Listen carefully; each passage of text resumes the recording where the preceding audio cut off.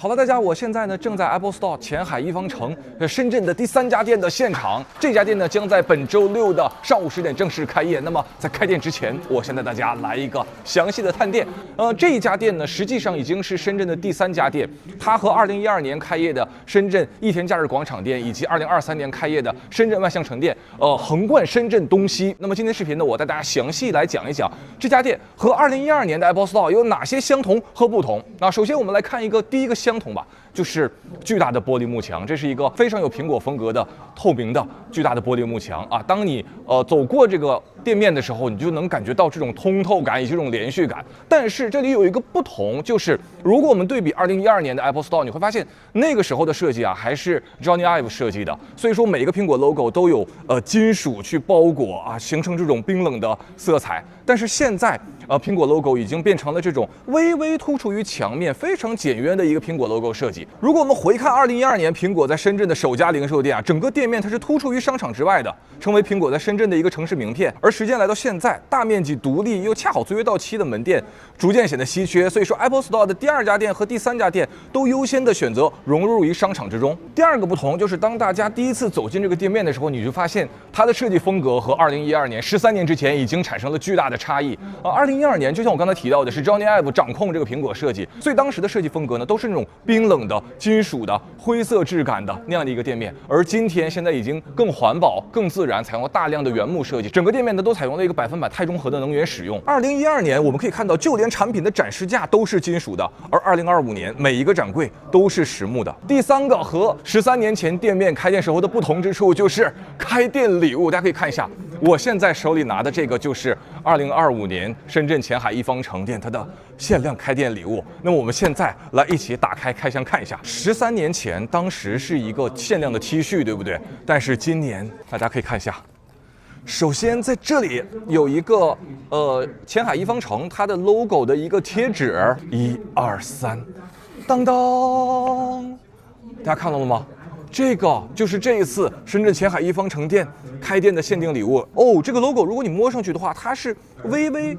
浮起于这个瓶身的，但是这个瓶子本身是一个细腻磨砂材质的。然后我们打开看一下，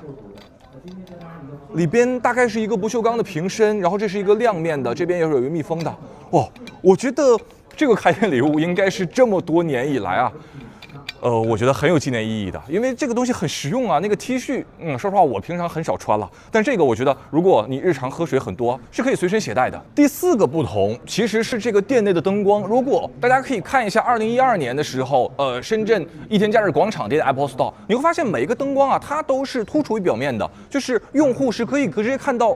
墙顶啊、顶棚以及各种位置的灯具的。但是当时间来到2025年，我们在深圳前海一方城店，你会发现它的所有光线都隐藏起来了，就是你只能感受到光线，但是你看不到灯具或者灯泡。比如说我们现在这个天棚的顶棚啊，就是你只有在这个光线的正下方，你才能够看到灯泡，但是远处的灯泡是被遮蔽隐藏起来的，这就使得这里的光线变得很安静。没错，就是用一个形容声音的词，但是形容光线却非常恰当。你看我如果走过去，大家感受一下，就被照亮了，但是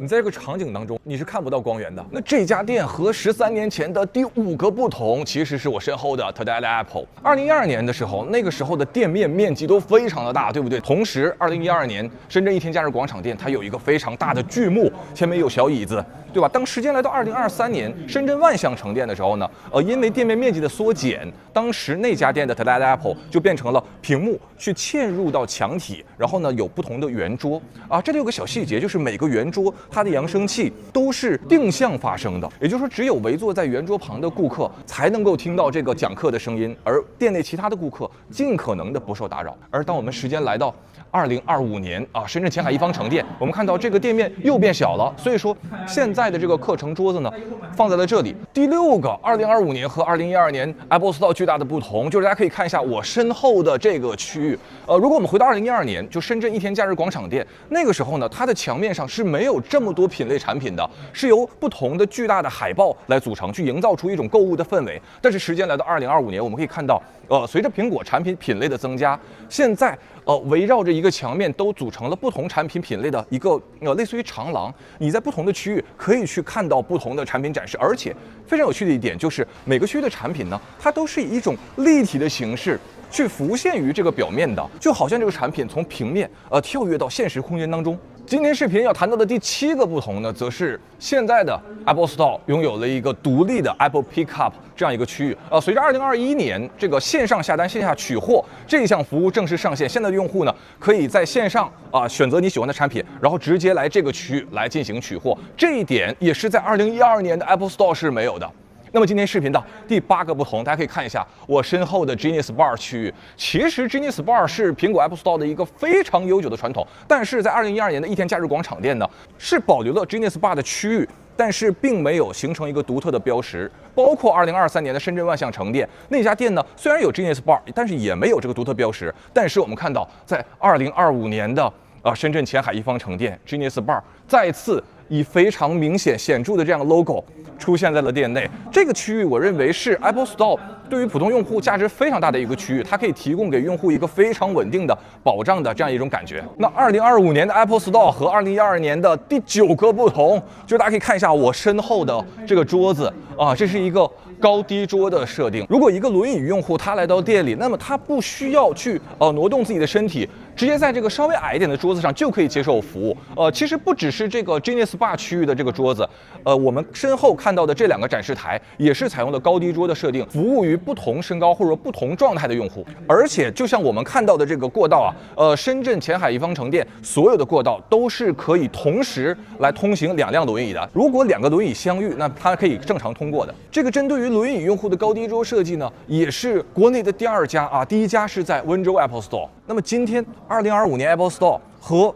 2012年 Apple Store 第10个不同，也是最后一个不同，就是现在新增了一个这样半开放的区域大家可以跟我简单的现在看一下，依然是一个纯木质的这样一个区域，非常自然，非常环保。这个区域里呢，其实展示的就是 Vision Pro 如果你是在店里来进行预约，那么可以获得一个30分钟的展示。这个设计应该是我知道的国内第2家具有这样一个半开放的设计的，第1家也是温州店。好了，以上呢就是我横跨13年时间去对比了一下深圳 Apple Store 它的变化。那么除了以上的不同之处，2025年的 Apple Store 依然有很多和2023年以及2012年 Apple Store 不变的元素比如说依然有店内为障碍人士提供的工作岗位，比如说依然有超越年龄限制为已经退休的员工提供返聘工作岗位，依然有为肢体障碍用户提供的挥手自动门，依然有为视障用户提供的盲文细节，依然有为听障用户准备的增强助听器，依然有为不同年龄小朋友提供的椅子，依然有为不同状态用户准备的舒适沙发，依然有为孩子提供的暑期夏令营。当家长把孩子放在店里，也有店员可以负责看管。在 Apple Store 你能看到所有人，你能关注所有人。从2012到2025，深圳这座代表着改革开放的城市，成为了时代发展的一个具象化缩影。而苹果也在这13年间调整、优化、适配不同节奏下的城市文化。2012年的苹果更突出、更独立，带着金属的银色光辉和冰冷质感；而2025年的苹果更融入、更环保，拥抱原木的细腻纹理与温暖自然。